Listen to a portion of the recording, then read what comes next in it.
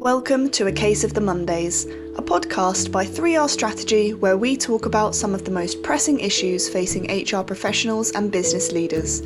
From fair treatment of employees to fostering transparency in the workplace, we'll explore how to create an environment where people don't just have to come to work, but want to. So, if you're feeling blue, tune in and join the conversation so you don't end up with a case of the Mondays.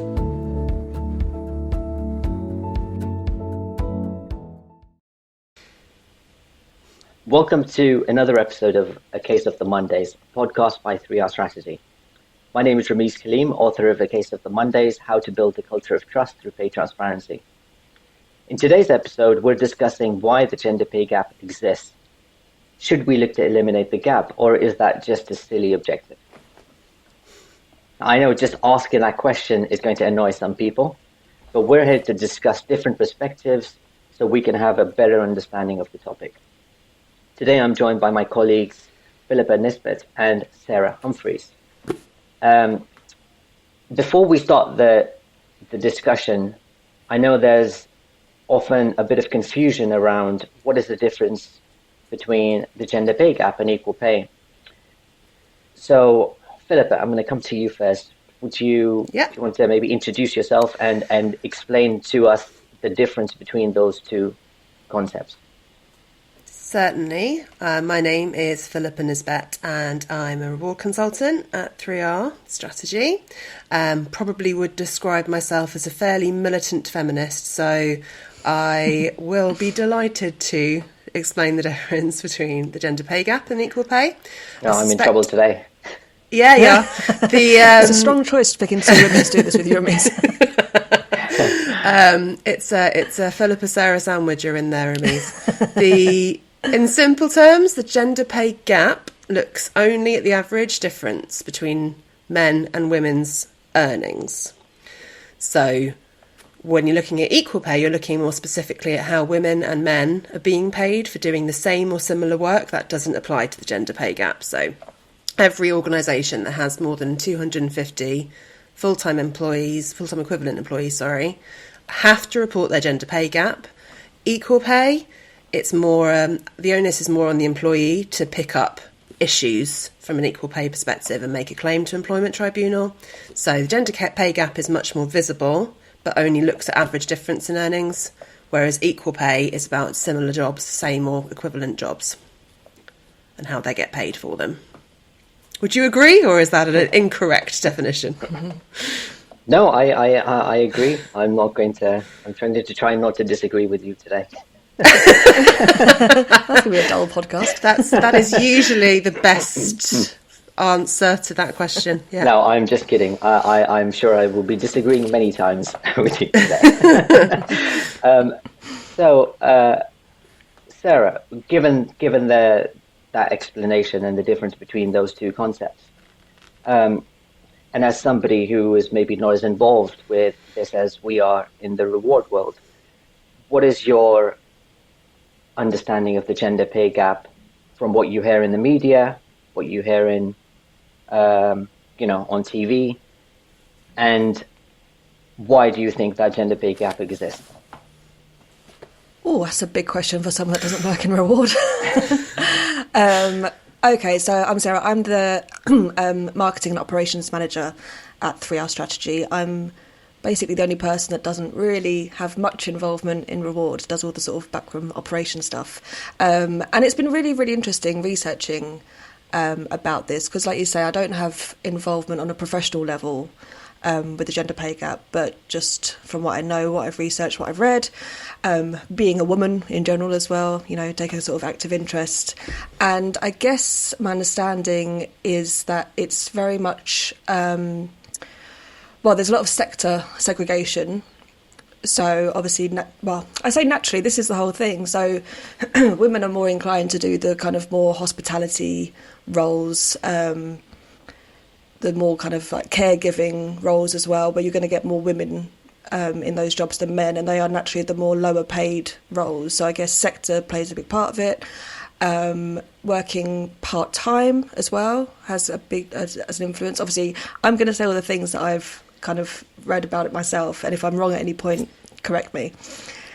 So yeah, part-time workers more inclined to be women, so that has an effect on it as well. Generally, sort of having career breaks, which is typically down to childcare, which again typically is more women-focused than men. And I think just leadership roles in general, you know, when it comes to managerial roles, you're much more likely to get a CEO that's a man. You're much more likely to have a board that's majority men.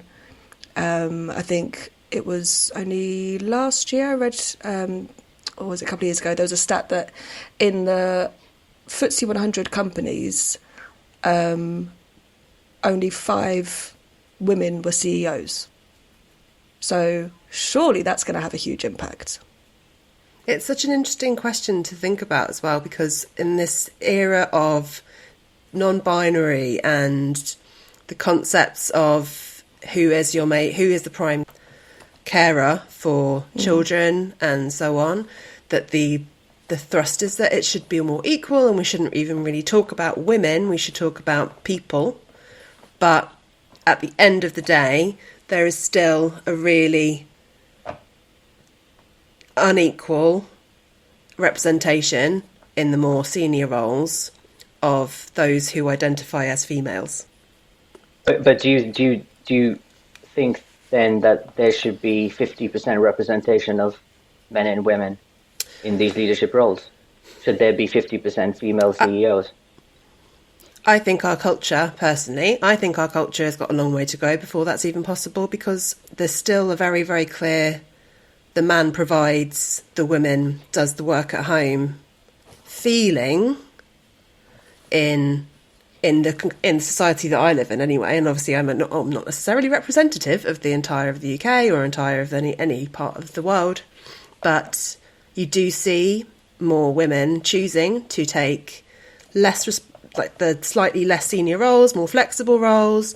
There's a really interesting book that I was reading about how what the differences are between female brains, as in birth female, and male brains. And actually there is a lean towards that caring, nurturing in the female brain. So that does lead to women having a different focus than men. So there's two questions there, right? One is equality of outcome, and should there be 50% women in these CEO roles? And then there's equality of opportunity, and should there be equal opportunity for people? And so my question is, when you talk about, Sarah, you mentioned 5% are female in these CEO roles. Do you think that there should be 50% women? Should there be equal outcomes? I mean, I think I'd throw it back to you and say, why shouldn't there be?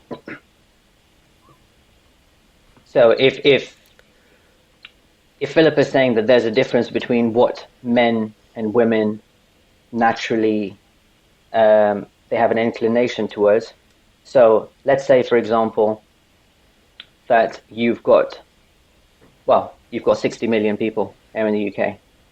Let's say it's a 50% split.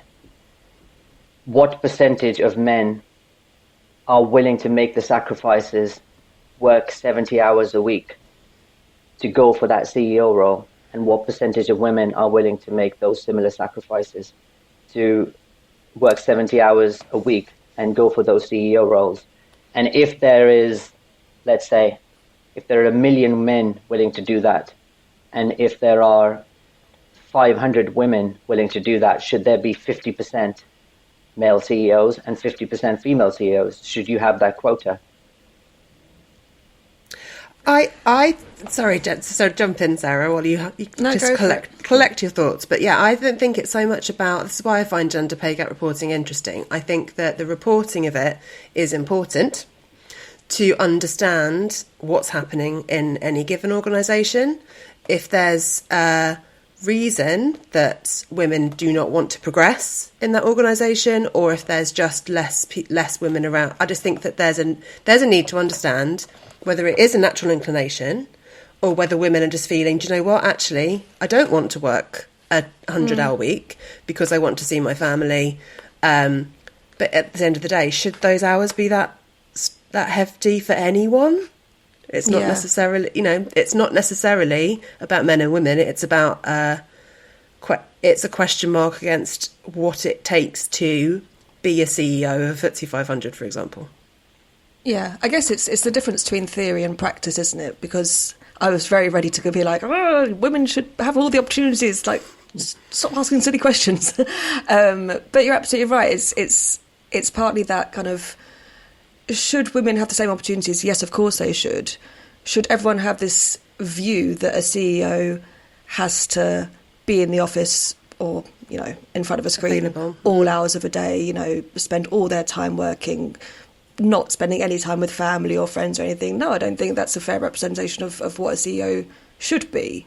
So I do get your point where you may have men who are more in a position where they have more time to sort of dedicate to a career, and that's an active choice. Men can equally choose to spend more time with their families than women can. But yeah, I guess it's a tricky question because it comes down to, well, what does life as a leader, as a senior manager entail? Yeah, and I think you have to recognize that there are a lot of sacrifices that need to be made to be in some of those positions, and there's a lot of stress that comes with it.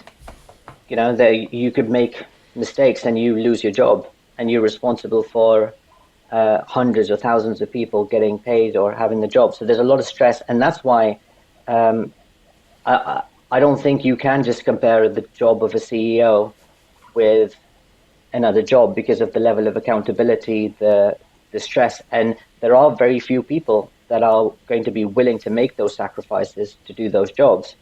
And if you say that we want equal representation, are you forcing people to do things that they don't necessarily want to do just because you want an outcome of 50%? So I was trying to think of an analogy. I don't know if this makes sense, but it's like if you have a fruit basket and there are 2 oranges, 1 apple, and a strawberry, right? So Yum. I want an apple, and Sarah, you want a strawberry, and so Excellent choice. So we take what we want, but then Philippa looks at us and says, "Well, an apple is so much bigger than a strawberry. That's not fair. You both should take 1 orange each because that's a fair outcome. You get the same thing." But actually, I don't get what I want. You don't get what you want. But it's an equal outcome because somebody looking at this is thinking, I want fairness. And to me, fairness is equal outcomes. But actually, we don't get what we want. So I think it's more about equality of opportunity. And that's what I think, equality of opportunity and freedom of choice. And if that means there's unequal outcomes, then that's perfectly fine because people have been given a choice and they've exercised that choice. And that's led to an outcome. But it's not about somebody just looking at an outcome thinking this is unfair because people are different and they make different choices. I do think, though, that the question of choice is important because some people choose to do something because they don't have another choice. So, for example, they choose to go and work in a care home because that's the only job they can get, or they choose to stay in a job because they have their family situation or their finances mean that they cannot change what they are doing. So some of it is about that society, the upward mobility of it all, which I don't think is specific to gender. So, but I do think it's picked up in conversations about gender pay and the gap that there is between females and males. That concept of, well, you have chosen to be a homemaker. Actually, there wasn't a choice because childcare costs were too expensive and I couldn't go back to work because that was my salary. Is that a choice? I'm not sure it is a choice. Yeah, no, definitely. There is an element of that. And like you said, it's not just to do with gender. There's a real lack of social mobility in the UK. In fact, the lack of social mobility in the UK is possibly the worst, or definitely one of the worst in Europe. But if you look at Scandinavian countries, for example, and Scandinavia is always considered to be one of the most, best examples of equality, and there is a lot of parental support, and there's actually policies that encourage men to take on more parental responsibility in Scandinavia. And so if you look at the gender pay gap in the EU, I don't know if this is the latest figure, but it was something like 16%. And then you look at the Scandinavian countries, and they average between around 12 to 16%. So they're not that far away from the average. And you do have much better, or a much greater focus on equality. So why is it then that this gap exists in Scandinavia, where there is a much greater focus? And wouldn't that be an example of, it's actually a lot of equality of opportunity and freedom of choice? Yes. Yeah. I mean, I'd still say we that on the you've got podcast here, that's the well. Okay, that's all done. The end. No, the 18%, 12 to 16, like that is still quite a difference, and that's a difference of I'd say, it's enough of a difference, and I think also you might. Yes, there's a level of equality in, say, Sweden that there might not be in Spain, but there is a very different approach to childcare in some of those European countries than there is in the UK. There's so many careers where there is a female-dominated, it's a slightly more flexible, potentially, pattern that do not pay as much as, say, a data scientist, which is more a male-dominated profession. Is it more about sort of re-educating society in terms of what we deem normal? Sort of, we very much conform to women do these roles, men do these roles. And I get you're saying, Philippa, about there is a scientific difference between the nature of women versus men. But, nurses, primary school teachers, why are these people typically women? Like, who's to say that they should be? As times are changing, there's probably going to be less of that kind of, you're a man, you do science, you're a woman, you wear dresses and be a nurse. Like, I think there will be less of that, and I think it's just about, like you said, it's about equality of opportunity. But really, when you come down to it, I don't think we live in a world where there is no discrimination at the heart of things. Yeah, of course. I think, of course, there's discrimination. But if you think about the UK, do you really think that men are being encouraged to go into an engineering degree and women are being encouraged to go into a care profession and degree? Or is it more a personal choice that people are making? Because there are a number of research studies that do talk about what Philippa was saying, where men are more interested in things, and hence you see them going into careers like engineering, and women are more interested in people, and that's why you tend to see them going into careers like nursing or HR. And isn't that a choice that people are making? Where do you think that bias would come in, where men are being forced into this profession? I do think it's a choice. And I don't think people are forced, but I think, again, it comes down to, and this might be going a bit deep, but, when we're kids, it was, my generation, when we were younger, it was very much sort of like, the boys want to be astronauts and the girls want to be ballet dancers because of the toys we played with, because of how we were spoken to as boys and girls. And I do think that's changing. So I don't think at all that people are forced to go into one route necessarily over another. And I do get the scientific perspective, of the more kind of caring nature, of women going to certain professions. But I do think that as a society, we have told children to behave in certain ways. I think the more interesting point is, why is it that engineering roles are more valuable than a nursing role? And that is the point where I bring in the patriarchy. And I think that is how the So that's how society has grown to value a male-dominated field over a female-dominated field. Why is it our teachers aren't important? Why is it our nurses aren't important? But yet you've got your engineers or pharmaceutical companies, or what is more valuable in our society, and is that more gender influenced or not? Yeah, Definitely. So I completely agree. I think that's a really good point, because I don't think it applies to all professions, because if you think, so data science, for example, I think is a highly technical role, and actually it's demand and supply. So you have a very small supply Sure. of people that can do that job. But if you do look at jobs like nursing and teachers, and I used to teach on Saturdays for many years, and it's that 1 day a week for me was more draining than my Monday to Friday. It's a really draining job. It's so draining. And if you think about teaching nursing versus tube drivers, for example, right? You could be a qualified nurse and earning a salary of 28 to 30K. Yep. And you could be a qualified train driver and be on a salary of 65 to 70K. And it takes roughly the same time to get those qualifications.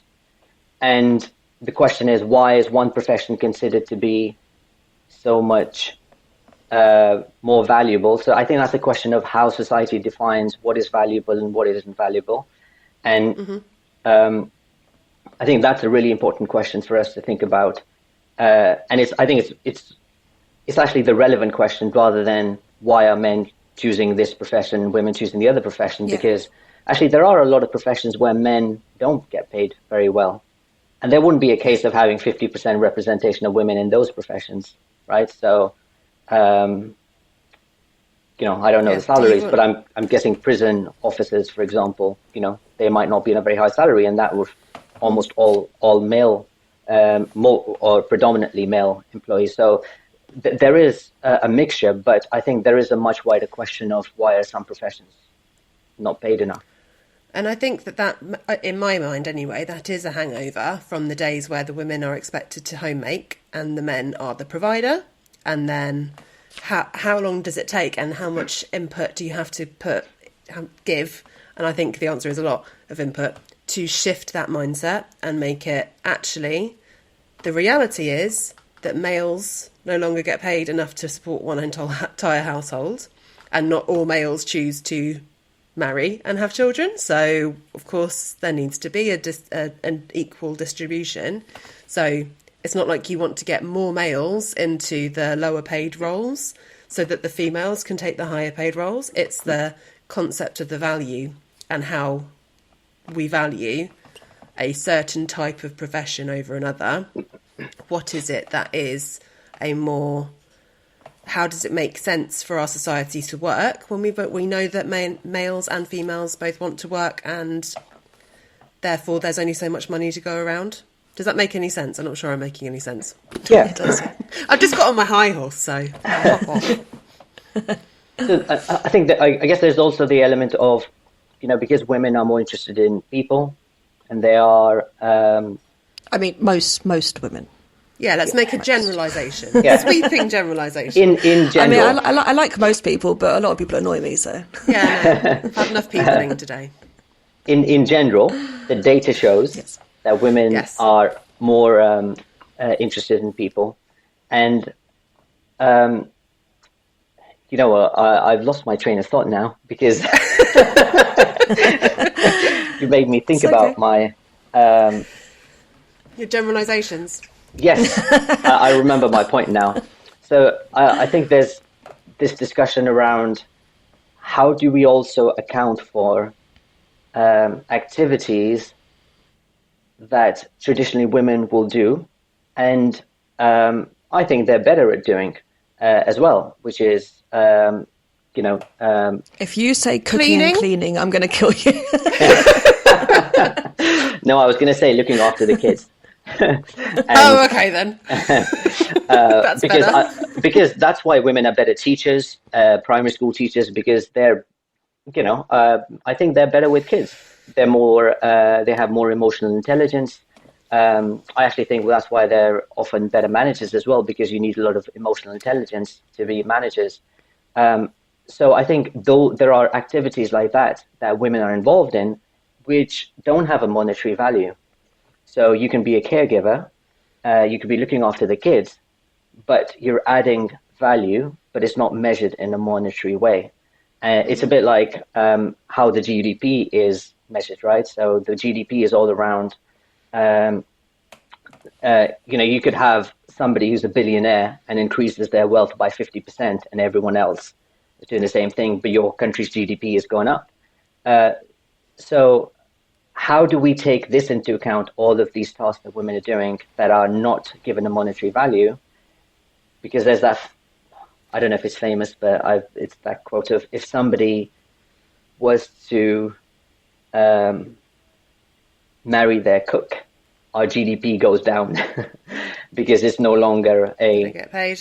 Yeah, they don't get paid anymore. So it's how do these tasks or activities, caregiving, looking after the children, how do we take this into account? And the fact that they're not taken into account, is that something that should be incorporated into gender pay gap reporting? Yeah. Mind blown. I think it's yeah. I'm thinking again about the sort of 40s, 50s, probably before that, where it was typical to have a housemaid or somebody living in. If you're in the classes that I guess we're all in, like the people who have a reasonable income and they would have somebody to clean for them. We now see it as a luxury to have a cleaner. So how can you monetize the invisible labour that often falls upon women? I can't count how many reels and social media posts that I see about this, the invisible labour and the sort of toll that falls on a woman versus a man, because the woman would think about it and the man might not be thinking about it. So I don't even know if there's a possibility to monetize it. I know they've tried in a few divorce cases. They've tried to monetize the childcare, the cleaning, the ironing, the hoover, whatever it might be that's unpaid, but I'm not convinced it's ever been massively successful. Yeah. So I don't understand how that would work. So does that mean that you if you do a gender pay gap for certain industries, you'd what sort of just add on a bit extra for lower paid jobs that you think have more value? Like, how would they calculate that? I think it's or is thinking that the question? about. Yeah. So the question is, if it's almost like saying, when you look at statistics, you can have a straight number, which is the gender pay gap reporting, to say average male, average female, and look at the difference. And then with statistics, you have something which is called an adjusted gap or an adjusted statistics, and you adjust for things like these tasks that are not measured, don't have a monetary value. So you're saying, maybe part of the reason that you have a CEO of a FTSE 100 organization that is working 100 hours a week is because they have a partner at home who's able to do all of these other tasks. And if they didn't have them, maybe they would have to stay home with the kids for some of those hours and wouldn't be able to do that job. So how do we account for these activities that enable? And so it's like saying the gender pay gap is 10%, but actually you adjust it down to 3% because we haven't accounted for all of this other work. Okay, got you. Interesting. But doesn't that just increase the ability of a male? Doesn't that just keep giving just vicious circle of, okay, we acknowledge that you're doing that. Well done. And the end. Because obviously there is, it comes back to that question of choice. And how do you know that somebody who's at home being the partner of a CEO of a FTSE 500, that they want to stay home? Yeah. Or are they forced into that choice by the fact that financially it would make no sense for them to go to work? then is it a forced? Is it forced, or is it a choice they're making based on the available opportunity, the options available to them? Yeah, but everything is a choice based on options and opportunities available to us. Yes. Well, if there's no opportunities available, then there is no choice. Mm-hmm. Well, I don't think anyone who lives in the UK would say that, no, hopefully, like nobody's being forced into that position, right? Somebody would make a choice that I would want to. I'm just struggling to understand where do you think somebody's being forced into that choice? What is? I think there's circumstances that mean that, say, you got to a certain point in your career as a person born as a female, and you are wanting children, you have your baby and then maybe another baby, that there's then a limited option for what you can do to go back to work. So it may be around the flexibility of work, it may be around the remuneration of that work and whether that adds up with childcare, or it may be the general wish to not work in preference to the more caregiving responsibility. I'd also say, what about the women who feel like they are forced, it's a really tricky way of saying it, but feel like the option of having a family is taken away from them because they know that would have such a severe impact on their career. Yeah, exactly. So the choice there is, do I want to focus on my career, or do I want to have children or start a family, right? For some women, I think that's very much the case, yeah. Or Which having a man second or wouldn't third, have. right. Yeah. Yeah, I agree. I think it's not to the same level, but I think there are still choices that people have to make. So, for example, if somebody does want to go for that really senior role or a CEO role, they do have to make a choice that, do I want to spend 100 hours a week working away from my kids and not see my kids grow up? Or do I want to sacrifice that time with my kids for financial gain? And I think those are choices that everyone has to make. And there are different choices because men and women are different. But I don't think it's a case of a handout to one group of people. They're having to make sacrifices at the same time. It's just different sacrifices. Yes. Question mark. Okay. I don't know if but I guess that's the question, isn't it? Do we want it to change? Or is everything just fine the way it is? Are we all totally okay with the fact that men and women are different and that's okay? Or do we... Yeah. So my question then is, okay, if that's the question, should it change or shouldn't it change? If you could change something, what would you change? Personally, I think it would be around the value of tasks. Who defined what is more important and why are the more important, more valuable tasks male dominated? Yeah. If it's a question that, that you are being, as a boy, you're pushed into STEM and you're pushed into those sorts of avenues, and females are pushed into a more nurturing, caring role, then what makes those different roles more valuable or less valuable? Yeah. I think going back to your sort of nurses versus train drivers example, I mean, it blows my mind that at some point in history, someone was like, oh yeah, saving lives, oh, but it's a woman, so not so unimportant. Much. Getting me to work, very, very important. And like, who made those decisions and how do we change them? Men made those decisions. Of course. Sorry, Rameez. The patriarchy. These decisions were made before my time, so. I don't think it's that.